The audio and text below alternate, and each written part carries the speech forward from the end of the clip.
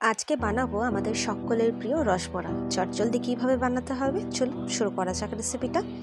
আমি এখানে সারা রাত বিউলির ডাল ভিজিয়ে রেখেছিলাম। দেখুন হাতে করে টিপলে দুটো ভাগ হয়ে যাচ্ছে একটা ডাল।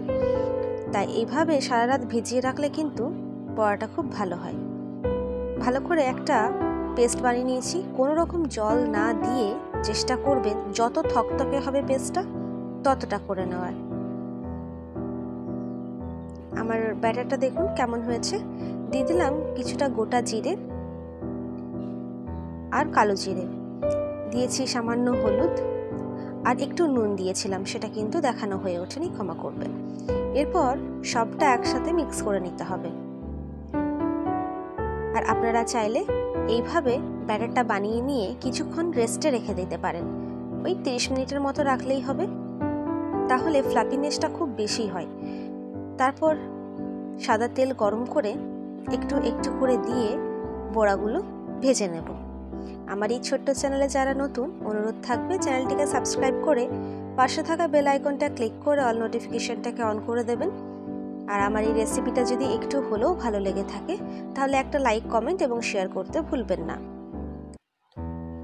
আমি অনেকগুলো বড়া একসাথে দিয়ে দিয়েছি, ছোট ছোট করছি, বেশি বড় করছি না। একদিকটা হয়ে গেলে আমি অপর পিঠটাও উল্টে দেব। তবে মনে রাখবেন বড়াগুলো কিন্তু আমাদেরকে লো ফ্লেমে ভেজে নিতে হবে, না হলে কিন্তু ভেতরটা কাঁচা থাকবে আর উপরটাই ভাজা হবে, তখন কালার চলে আসবে উপরে। তাই চেষ্টা করবেন লো ফ্লেমে মচমচে করে ভেজে নেওয়ার। মচমচে বলতে একদম কালো করে দেবেন না, যেন পোড়া পোড়া ভাব যেন না আসে।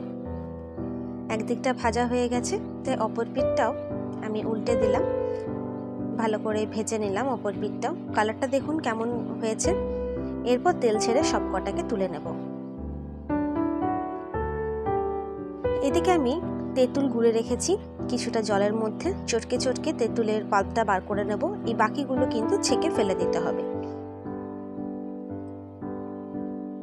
আপনারা আপনাদের পরিমাণ মতো তেঁতুল নিয়ে নেবেন, যে যেমন টক খেতে চাইছেন। কড়ার মধ্যে দিয়ে দিলাম সর্ষের তেল, দিলাম শুকনো লঙ্কা ফোড়ন আর দিলাম কিছুটা গোটা সর্ষে। ফোড়নটা ভালো মতো ভাজা হলেই দিয়ে দিলাম তেঁতুল গোলা জলটা। মিক্স করে নিচ্ছি ভালো মতো। দিয়ে দিলাম স্বাদ মতো নুন, সামান্য হলুদ,